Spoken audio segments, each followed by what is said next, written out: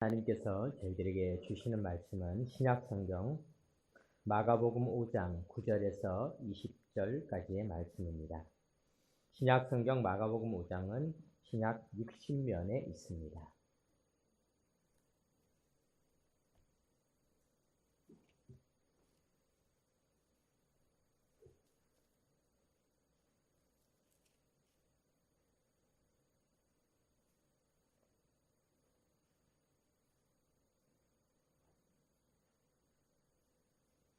하나님의 말씀을 교독으로 봉독하겠습니다.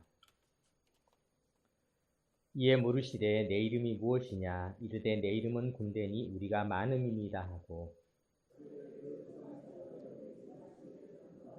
마침 거기 돼지의 큰 떼가 산 곁에서 먹고 있는지라.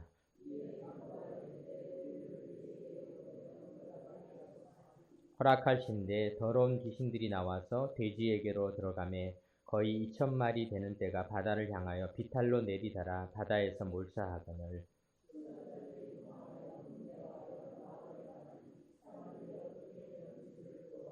예수께 이르러 그 귀신 들렸던 자 곧 군대 귀신 집혔던 자가 옷을 입고 정신이 온전하여 많은 것을 보고 두려워하더라.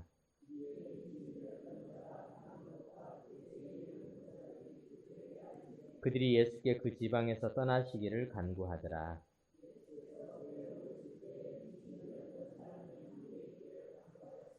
허락하지 아니하시고 그에게 이르시되 집으로 돌아가 주께서 내게 어떻게 큰 일을 행하사 너를 불쌍히 여기신 것을 내 가족에게 알리라 하시니 그가 가서 예수께서 자기에게 어떻게 큰 일 행하셨는지를 데가볼리에 전파하니 모든 사람이 놀랍게 여기더라. 아멘. 이 시간 오늘 우리가 하나님께서 주시는 이 말씀을 통하여서 버림받은 자를 찾아오신 예수님, 이런 제목으로 하나님의 말씀을 나누도록 하겠습니다. 우리가 꽤 여러 번 읽어보셨던 그런 내용이시고 본문의 내용을 대략 아시는 분들 계시겠지만은 예수님께서 바다 건너편에 있는 거라사 지방으로 가셨습니다. 마가복음 4장에 보면은 예수님께서 그곳에 가시는 여정이 쉽지가 않았습니다. 광풍이 일어나는 바다에 물결이 배에 들어와 배에 가득하게 되고 제자들이 다 죽을 뻔한 그런 가운데 예수님께서는 그 강을 건너서 그 호수를 건너서 마침내 귀신 들린 사람이 있는 그곳에 가서 그 사람을 고쳐주셨던 내용이 이제 오늘 우리가 읽은 내용입니다. 주님께서 이 사람을 만나러 갈 때 큰 바람, 광풍이 불었다 이렇게 표현을 하고 있는 것을 보게 됩니다. 우리나라나 일본은 태풍이 참 많이 오는 나라죠. 일본도 오늘 뉴스까지 보니까 많은 태풍들이, 태풍 이름도 좀 무섭더라고요. 산산. 참 무섭구나. 산산이 지나가니까 산산이 부서지고 참 무서운 이름을 가지고 있는 태풍이 일본을 이렇게 훑고 지나갔다. 우리나라도 방심할 수가 없는 것이 태풍을 참 많이 맞는 그런 나라입니다. 그래서 우리나라나 일본은 태풍에 익숙합니다. 태풍이 오면은 예보가 옵니다. 태풍도 다 이름이 있잖아요. 제9호 태풍, 제10호 태풍 이렇게 다 어디에서 발생해서 며칠 날엔 오키나와 쪽에 머물다가 그 다음에 큐슈 지방으로 해서 어디로 올라갈 것이다. 뭐 이렇게 해서 태풍의 진로까지 예상되는 오늘날도 태풍이 두려운 그런데 예수님 당시에는 사실 이 갈릴리는 바다가 아닙니다. 태풍이 오는 바다가 아니에요. 큰 호수인데 당시 예수님이 살던 팔레스타인 사람들은 바다와는 거리가 멀리 떨어져 있었기 때문에 그곳에서는 그 갈릴리를 바다, 큰 바다다 이렇게 불렀던 것이죠. 거대한 호수죠. 육지에 둘러싸인 호수입니다. 그래서 우리가 겪고 있는 것과 같은 이런 태풍을 맞이할 수 있는 환경은 아니었습니다. 그런데 어쩐 일인지 아마 지형적인 영향이 있었던 것 같아요. 높은 헬몬산과 또 그 갈릴리 바다는 아주 해저 밑으로 이렇게 내려갈 만큼 아주 움푹 파인 그런 지형이기 때문에 이러한 문제로 인해서 지형적인 문제로 기류가 발생했든지 또 특별한 기단이 발생을 해서 큰 광풍이 일어나게 되었던 것으로 생각해 봅니다. 성경은 한글 성경에 보면은 마가복음 4장 37절에 큰 광풍이 일어났다 이렇게 되어 있는데 원래 성경에는 메갈레라는 단어는 아주 크다라는 뜻이거든요. 메가라는 말 있지 않습니까? 아주 크다. 그러니까 큰 바람이다. 이렇게 돼 있는데 우리나라 사람들은 이 미칠광자를 써서 참 이걸 보니까 요즘 젊은이들이나 옛날에 우리나 비슷한 것 같아요. 얼마 전에 우리나라 뭐 이렇게 젊은이가 부산에 가서 오뎅을 이렇게 먹는 걸 영상을 봤더니 오뎅을 먹으면서 와 맛이 미쳤다 뭐 이렇게 이야기를 하더라고요. 아니 무슨 맛이 미쳤나. 그랬더니 요즘엔 또 그게 그런 말이 미쳤다는 게 대단하다 뭐 그런 뜻이 있나 봐요. 그래서 뭐 맛이 미쳤다 막 이러면서 어묵을 이렇게 먹는 모습을 이렇게 봤는데 아마 이게 비슷한 말인 것 같아요. 대단하다, 크다, 메갈레 이런 말이니까 강풍이 불었다라는 말이 잘못된 표현은 아니고 오히려 오늘날 우리가 듣기에는 더욱더 생동감이 있는 그런 표현이다 이렇게 생각해 볼 수 있습니다. 어쨌거나 이와 같이 광풍을 만나서 예수님께서 찾아가셔서 만났던 사람이 우리가 오늘 5장 9절부터 읽었지만 1절에 보면은 예수께서 바다 건너편 거라사인의 지방에 이르러 배에서 나오심에 주님께서 그 배에서 그 광풍을 다 통과해서 나오심에 곧 더러운 귀신 들린 사람이 무덤 사이에서 나와 예수를 만납니다. 예수님을 만났던 사람이 누구냐? 더러운 귀신이 들린 사람인데 그 사람이 무덤 사이에서 나왔다. 무덤은 사람이 죽어서 묻히는 곳이잖아요. 그런데 죽은 사람이 사는 곳에 산 사람이 나왔다라는 것은 이 사람의 상태가 보통 상태가 아니구나라는 것을 알 수가 있습니다. 그런데 오늘 우리가 생각해 볼 것이 있습니다. 주님은 바로 이와 같은 사람을 만나러 오셨다는 것입니다. 이 사람이 어떤 연유로 무덤 사이에서 사는지 모르겠지만은 우리 주님께서는 정말 이 사람을 향하여 찾아오셨다. 그래서 오늘 우리가 제목을 버림받은 자를 찾아오신 예수님 이렇게 한번 생각해 본 것입니다. 사랑하는 성도 여러분, 주님은 우리를 너무나 사랑하십니다. 주님은 버림받은 자들, 이 세상에서 어려운 자들을 사랑하십니다. 사랑하십니다. 아가서 8장 6절에 보니까 너는 나를 도장같이 마음에 품고 도장같이 팔에 두라. 사랑을 어떻게 표현했냐? 도장과 같이 생각한다. 우리가 지금은 뭐 도장을 잘 안 쓰지만은 옛날에는 이 도장을 찍은 땅 문서, 이 도장이 중요하지 않습니까? 그래서 장롱에 보면은 어르신들이 다 장롱에다가 집에다 도장을 넣어서 또 그 도장을 어떤 분은 도장 함에다 넣어서 그 함에다가 요만한 열쇠까지 잠궈 가지고는 장롱 깊숙한 곳에다가 감춰 놓는 것이 도장이었습니다. 왜냐하면 그 도장이 정말로 중요하기 때문에 그랬죠. 그런데 성경은 말하기를 그 도장과 같이 사랑하신다. 하나님의 사랑이 그렇습니다. 사랑하는 성도 여러분, 하나님 우리를 얼마나 아끼시는지 아십니까? 도장과 같이 아끼신다. 아가서 8장 7절에 보면은 많은 물도 이 사랑을 끄지 못하겠고 홍수라도 삼키지 못하나니 사람이 그의 온 가산을 다지고 그 사랑과 바꾸려 할지라도 오히려 멸시를 받으리라. 이 사랑의 불은 이 사랑이라고 하는 것은 너무나 대단하기 때문에 사랑을 끌 수가 없다라는 것입니다.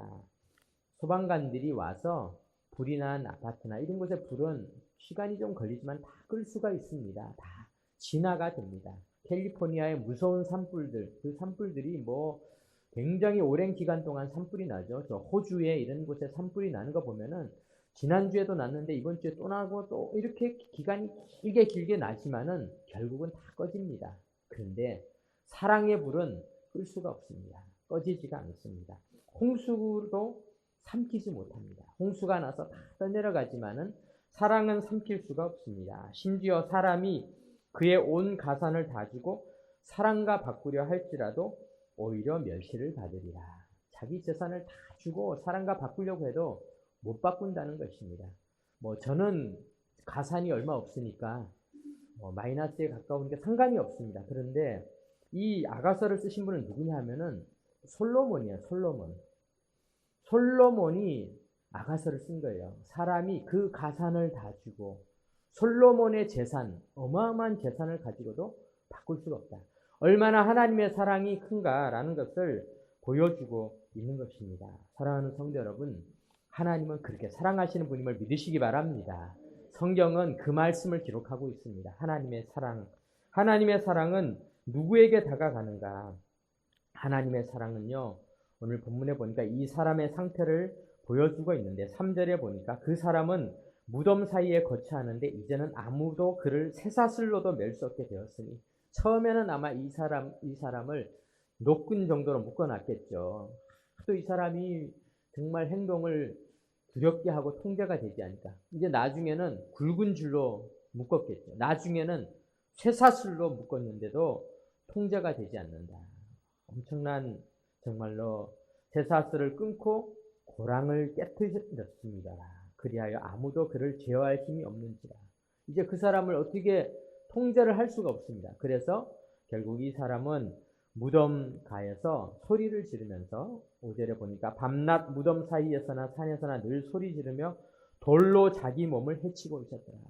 돌로 자기를 막 찍으면서 있는 얼마나 가련한 사람인지 모릅니다. 이 사람은 버림받은 사람이죠. 그런데 주님은 그 버림받은 사람을 찾아왔다는 것입니다. 시편 139편 9절에서 10절에 보니까 내가 새벽 날개를 치며 바다 끝에 가서 거주할지라도 거기서도 주의 손이 나를 인도하시며 주의 오른손이 나를 붙드시리이다. 새벽 날개를 치며 바다 끝에 간다라는 이 표현을 우리가 한번 생각해 보면요. 우리가 먼 길을 갈 때는 일찍 나서지 않습니까? 뭐 가까운 곳에 간다 그러면은 오늘 11시 예배다 그러면 좀 일찍 나오셨을 것입니다. 참 우리 교회 이렇게 교인들 뵈면은 멀리서 오시는 분들이 꽤 많이 계세요. 경기도 광주에서 오시는 분도 계시고, 저기 의왕에서 오시는 분도 계시고, 의정부에서 오시는 분도 계시고, 남가자동에서 오시는 분도 계시고, 아마 이분들이, 근데 제가 신기한 게 이분들이 제일 먼저 와요. 야, 이상하다. 저 멀리서 계신 분들이 어떻게 이렇게 일찍 오시는지 참 신기해요. 멀리서 이렇게 오시는. 멀리서 오시는 분들은 아마 이런 일찍부터 준비를 해서 이곳에 오시는 겁니다. 그런데 여러분, 새벽 날개를 치며 간다라는 건 뭐냐면요. 새벽같이 내가 정말 멀리 가겠다라는 겁니다. 너무너무 멀리 가겠다는 것이죠. 새벽 날개를 치며 바다 끝에 가서 거할지라도 그곳에 가 있어도 거기서도 주의 손이 나를 인도하시며 주의 오른손이 나를 붙드시리라. 우리 주님은 바로 그런 분이십니다. 우리가 인생을 살면서 우리는 멀리 가는 인생이 있습니다. 인생의 막바지라는 표현이 있잖아요. 어떤 사람은 막장 인생이라고 하잖아요. 정말 막장 인생이 되어버렸어요. 오늘 본문에 나오는 이 사람도 정말 인생에서 갈 때까지 다 가버린 거예요. 너무 멀리 갔어요. 우리도 힘들게 살지만 이 사람을 보면 나는 이 사람보다야 그래도 막장 멀리 가지 않고 이 사람만큼 심한 사람은 사실 여기 와서 예배드리기 어렵잖아요. 그러나 물론 우리도 때때로 내가 생각할 때 좀 멀리 와 있는 것 같은, 조금 인생의 끝자락을 향해 가는 것 같은 것을 느낄 때가 있습니다. 그래도 우리가 이 시편 말씀처럼, 시편 139편 말씀처럼 우리 하나님을 의지하시기 바랍니다. 하나님은 우리가 새벽 날개를 치고 멀리 가 있는 것 같지만 그곳에도 오셔서 주의 손이 우리를 붙잡아 주신다. 이렇게 이야기를 하고 있는 것입니다. 유명한 심리학자 데이비드 배너라고 하는 사람은 인생을 살면서 사랑을 하는 것과 사랑받는 것을 배우는 것보다 소중한 것은 없다. 근데 이것이 우리가 사랑을 하는 것도 중요하지만은 이 배너는 말하기를 사랑을 받는 것도 중요합니다. 오늘날 우리 현대인들은 사랑을 하는 건 참 잘해요. 얼마나 사랑하는지 모릅니다. 요즘에 사람을 사랑하기 어려우니까 애완견도 얼마나 사랑을 하는지 참 모릅니다. 또 반려묘들도 정말 사랑을 합니다. 사랑을 쏟는 거예요. 그런데 우리에게 필요한 것이 또 있다는 것입니다. 사랑을 하는 것도 정말 중요하지만은 사랑을 받는 것도 중요하다는 것입니다. 데이비드 배너가 말한 것이 인생을 살면서 우리가 사랑을 하는 것도 정말 중요하지만은 사랑을 받을 줄 알아야 되는데 우리가 왜 사랑을 잘 못 받느냐? 사기를 많이 당해봤거든요. 사랑을 받으려고 했다가 배신도 당해보고 뒤통수도 맞아보고 사랑하는 줄 알았는데 알고 보니까 그것이 다 나를 속이는 것이고 고객님 했는데 나중에 알고 보니까 호객님이 되셔가지고 고생도 많이 하고 뭐 이제 피싱도 당해보고 사기도 당해보고 이러다 보니까 우리는 이제 사랑을 하는 것은 여전히 남아있지만 사랑을 받는 것을 못하고 있습니다. 그래서 데이비드 베너는 이야기를 하는 것입니다. 예수님께서 우리에게 오신 목적은 무엇인가? 사랑이야말로 영적 변화의 목적이다. 사랑은 사랑을 받는 것과 사랑을 하는 것이다. 데이비드 베너는 이런 이야기를 했습니다. 사랑하는 성도 여러분, 오늘 우리가 사랑을 다 받으시기 바랍니다. 나를 맡겨놓으시기 바랍니다. 하나님이 나를 사랑하신다는 사실을 믿으시기 바랍니다. 하나님이 얼마나 나를 사랑하시겠습니까? 하물며 저 거라사에 있는 인생의 마지막에 있는 사람까지 사랑하시기 위해서 그 바람이 있는 광풍을 뚫고 가서 사랑해 주시는 분이신데 하물며 나를 안 사랑해 주시겠습니까? 내가 하나님의 사랑으로부터 조금 멀어졌을 때 아담과 하와는 그 조금 멀어진 것 때문에 사랑을 안 받으려고 했습니다. 그때 사랑을 받았더라면은, 그리고 그 사랑을 이해하고 하나님께 용서를 구했더라면, 그런데 사람들은 안타깝게도 그 사랑을 받지 못하는 것입니다. 사랑하는 성도 여러분, 이제는 우리가 사랑을 하는 것도 하지만은 사랑을 받으시기 바랍니다. 하나님은 나를 그렇게 사랑하신다는 사실을 믿는 것, 그것이 바로 우리가 영적인 쉼을 누릴 수 있는 비결임을 믿으시기 바랍니다. 오늘 본문 9절을 이제 보겠습니다. 9절에 보니까 주님께서는 좀 이 사람에게 특별한 질문을 하십니다. 이에 물으시되 내 이름이 무엇이냐? 이르되 내 이름은 군대니 우리가 많음이니이다 하고, 주님께서는 갑자기 이 귀신의 이름을 물어보십니다. 귀신의 이름을 왜 물어볼까? 내 이름은 군대니 이렇게 이야기를 하고 있는 것이죠. 주님께서 왜 갑자기 귀신의 이름을 물어보실까? 그것은 주님께서는 이 귀신의 정체가 뭔가, 이 귀신이 도대체 이 귀신의 정체를 우리에게 보여주시는 것이죠. 그랬더니 이 귀신이 주님 앞에 이야기를 합니다. 내 이름은 군대입니다. 군대라고 번역되어져 있는데요. 헬라어로는 레기온이라고 하는 단어입니다. 당시에 로마 군대를 보면요, 센츄리아라는 군대가 있어요. 우리도 뭐 중대가 있잖아요. 대대가 있고 또 연대가 있고 사단이 있고 군대도 이렇게 단위가 이렇게 있습니다. 근데 센츄리아라고 하는 단위는 100명 정도의 이야기를 하고 있고요. 그 다음에 코홀트, 센츄리아가 6개 정도 모이면 이제 코홀트라는 단위가 있는데 600명 정도가 되고요. 이 코홀트가 이제 한 10개 정도 모이면 6,000명 정도의 병사를 거느리면은 레기온이다. 이렇게 해서 보통 이 레기온이라고 하는 것은 로마의 아주 큰 군단을 이야기를 하고 있는 것이죠. 그러니까 이 사람은 엄청난 수의 군대와 같은 그런 귀신이었다. 그런데요, 이 레기온이란 말이 영어는 리전이라고 하는데 영어의 수거에 보면은 Legion of People이라는 말이 있습니다. 이 말은 굉장히 많다, 그런 뜻을 가지고 있습니다. 엄청나다, 엄청나다, 그런 뜻을 가지고 있습니다. 그래서 제가 한번 생각을 해봤습니다. 우리가 왜 이 귀신의 이름이 엄청나다, 엄청난 수라고 할까? 이것이 어쩌면은 오늘날 이 사람이 겪고 있는 아픔 중에 하나인데, 그것은 뭐냐면은 엄청난 숫자, 집단, 거대한 집단의 힘. 이 귀신은 이 집단의 힘이라고 하는 것은 이 시대를 오늘 우리들이 이 집단의 힘이 주는 아픔들이 꽤 있습니다. 이 왕따 같은 것이 이제 작은 예로, 왕따 같은 게 뭡니까? 집단의 힘입니다. 집단이 나를 괴롭히는 거예요. 집단이 괴롭히는 것이 왕따라고 할 수가 있습니다. 자영업자들 같은 경우는요, 정말 아주 열심히 준비하고 새벽같이 일어나서 정말 열심히 준비를 했지만은 그러다가 갑자기 이 세계 전체가 흔들리는 문제가 일어나게 됩니다. 뭐 리먼 브러더스 사태, 우리나라는 옛날에 겪었던 별별 일이 다 있잖아요. IMF, 리먼 브러더스 사태, 또 코로나, 이런 일이 생기면요, 이 거대한 집단의 힘 앞에는 항복입니다. 어떻게 할 수가 없어요. 견딜 수가 없는 것입니다. 그래서 사람들은 이 세상, 이 시대의 집단의 힘 앞에 무력감을 느끼게 되는 것이죠. 그것이 어떻게 보면 연약한 우리들의 힘이라고 할 수 있습니다. 그래서 우리는 이 거라사의 가련한 사람들의 모습 속에서 우리의 모습도 한번 생각해 볼 필요가 있습니다. 오늘날 우리들도 거대한 집단의 힘에 눌려서 고통을 겪을 때가 있습니다.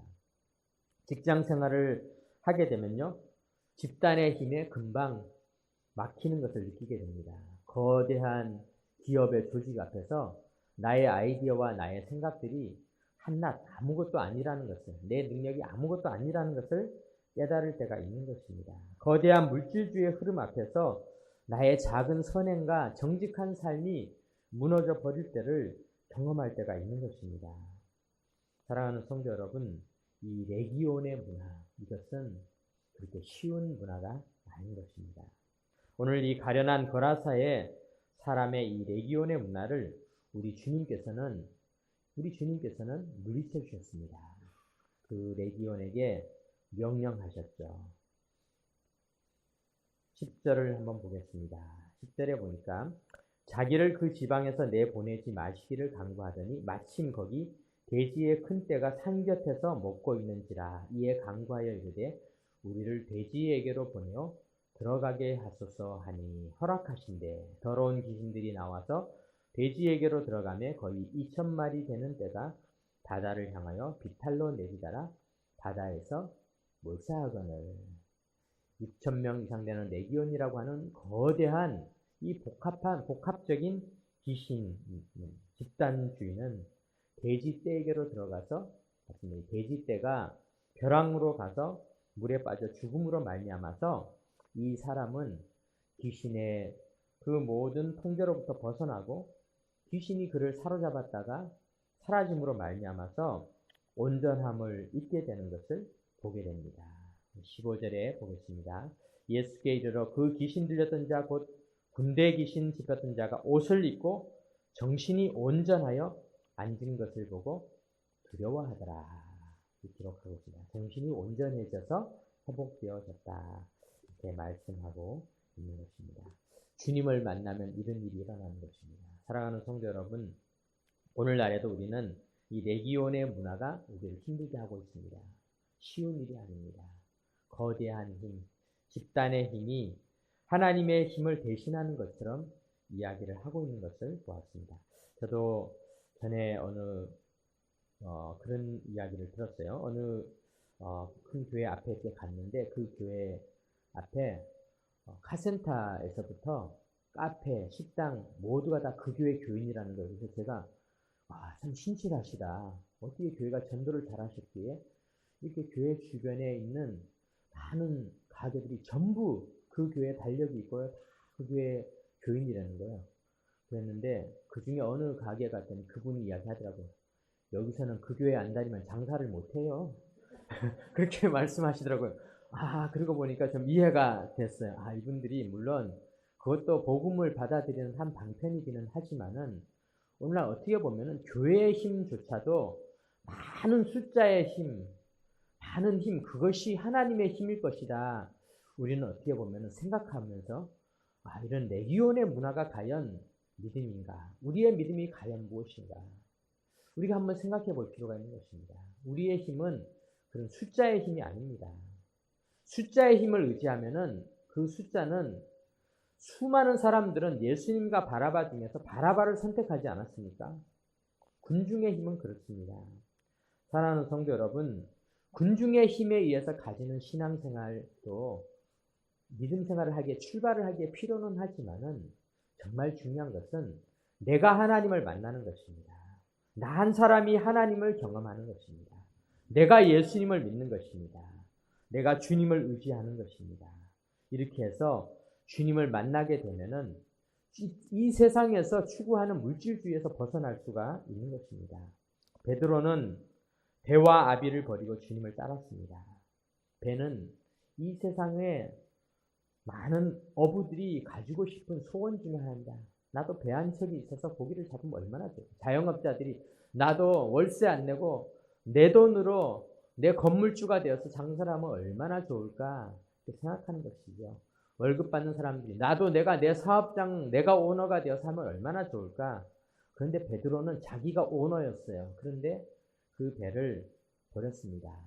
왜냐하면 예수님을 만나고 나니까 예수님이 훨씬 더 가치가 있다는 것을 경험하였던 것입니다. 마태는 당시 최고의 돈벌이가 되는 세리였습니다. 오늘날도 세무사가 인기가 있지만 당시의 세무사는 오늘날 세무사와는 비교할 수 없는 수입을 올릴 수 있는 엄청나게 좋은 직업이었습니다. 그러나 마태 역시 세리의 직업, 그 세간을 세리의 직업보다는 주님을 따르는 것을 선택을 했습니다. 레기온을 선택하지 아니하고 주님을 만나게 되었던 것입니다. 사랑하는 성도 여러분, 오늘날 이 땅은 어떻게 보면은 사람의 인권들이 무시되어지는 그런 사회입니다. 오늘 본문에 보면은 이 사람들, 한 영혼이 구원받았음에도 불구하고 그들은 예수님을 쫓아내려고 안간힘을 쓰고 있는 것을 보게 됩니다. 본문 16절에 보니까 이에 귀신 들렸던 자가 당한 것과 대지의 일을 본 자들이 그들에게 알림해 그들이 예수께 그 지방에서 떠나시기를 간구하더라. 예수님이 오셔서 우리 영혼을 회복시켜줬음에도 불구하고 그들은 대지떼를 잃어버렸던, 대지를 손해본 것에 대한 양돈 사업에 손해를 받았다는 것 때문에 그들은 오히려 예수님을 쫓아내고 있는 것을 보게 됩니다. 그래서 결국 그들은 우리 주님을 만날 수가 없게 되었던 것입니다. 사랑하는 성도 여러분, 오늘 우리가 우리를 향하여 찾아오신, 버림받은 자를 향하여 찾아오신 우리 주님에 대해서 말씀을 나누었습니다. 주님께서는 오늘도 우리를 찾아오십니다. 혹시라도 우리의 인생이 조금씩 고통과 어려움을 향해 가고 있고 인생의 막장 인생을 갔던 거라사인만큼은 아니더라도 외로움과 고통을 느끼며 또한 레기온과 같은 거대한 집단의 힘에 의해서 피해를 입고 고통을 입고 있다면 우리가 두려울 수밖에 없습니다. 힘들 수밖에 없습니다. 이 사람도 쇠사슬로도 자기 돌로 자기 몸을 자해할 만큼 깊은 고통의 자리까지 갔지만은 주님을 만나게 됨으로 말미암아서 온전함을 경험하였습니다. 우리 모두가 우리 주님을 만나고 이런 온전함을 경험하시기 바랍니다. 오늘 본문의 마지막으로 한 가지 살펴볼 것은요. 이렇게 온전함을 입은 사람은 어떻게 변화되게 되었는가. 20절에 보니까 그가 가서 예수께서 자기에게 어떻게 큰일 행하셨는지를 데가볼리에 전파하니 모든 사람이 놀랍게 여기더라. 데가볼리는 10개의 도시를 의미하고 있습니다. 빌라델피아, 스키토폴리스, 라바나, 히포스, 디온, 헬라, 고라사, 가다라, 가나다, 다메섹. 이 10개의 도시가 이제 데카폴리스라고 해서 10개의 도시 연합체를 데가볼리라고 부르고 있는데요. 이 사람은 무덤 사이에 거하는 사람이었지만 예수님을 만나고 난 다음 이러한 데가볼리의 복음을 전하게 되었습니다. 예수님께서 십자가에 달려 돌아가시고 부활하신 후 예수님의 제자들이 이제 이 세상에서 복음을 전하게 되었습니다. 그러다가 그 중에 이들을 박해하는 사도 바울이 있었습니다. 사울이 제자들을 박해하다가 다메섹 도상에서 예수님을 만난 후에 다메섹에 있는 그리스도인이었던 아나니아로부터 그가 회복함을 받고 사도로 세워지게 되었습니다. 우리가 생각할 때 아니 어떻게 이 다메섹에 벌써 복음이 증거되어졌을까? 그런데 우리가 직접적으로 우리가 그 모든 것을 살펴볼 수는 없지만은 데가볼리 즉 다메섹을 포함한 10개의 도시에 복음이 전해졌던 것들이 어떤 경로를 통해서든지 이 다메섹에 예수 믿는 사람들이 늘어나게 되는 그런 큰 역할을 하지 않았을까 우리가 이렇게 생각해 본다면요. 이 한 사람, 이 가련한 한 사람이 예수님을 만나고 난 다음 그는 집단의 힘에 눌렸던 자이지만 이제는 거대한 10개의 도시에 변화를 주는 오히려 집단을 바꿀 수 있는 능력의 일꾼으로 바뀌었다라는 사실을 생각해 볼 수 있는 것입니다. 여호수아 23장 10절에 보면은 너희 중 한 사람이 1000명을 쫓으리니 이는 너희의 하나님 여호와 그가 너희에게 말씀하신 것 같이 너희를 위하여 싸우심이라. 그러므로 스스로 조심하여 너희의 하나님 여호와를 사랑하라. 오늘 우리들이 하나님의 사랑을 잊고 하나님을 사랑하면은 우리 한 사람이 1000명을 쫓아낸 오히려 우리가 1000명에게 고통을 당하는 삶이 아니라 1000명을 쫓아내는 놀라운 역사가 나타날 줄 믿습니다. 우리 주님께서 이와 같은 은혜를 주실 줄 믿고 오늘도 우리 주님의 사랑을 받는 귀한 삶이 되시기를 주님의 이름으로 축원합니다. 아멘. 기도드리겠습니다. 하나님 감사드립니다. 이 땅에 버림받은 자조차 찾아오시는 우리 주님. 오늘 우리들 한 사람 한 사람도 주님께서 도장처럼 사랑하시고 사랑하여 주시는 줄 믿습니다. 우리가 그 사랑을 받아들이게 하여 주옵소서. 주님의 사랑을 받았던 거라사의 광인이 인생이 달라졌던 것처럼 오늘 우리 모두의 인생이 달라질 줄 믿습니다. 주님, 우리들을 사랑하여 주시는 그 사랑으로 오늘 우리들 살아가게 하여 주옵소서. 우리 주 예수 그리스도의 이름으로 기도드립니다.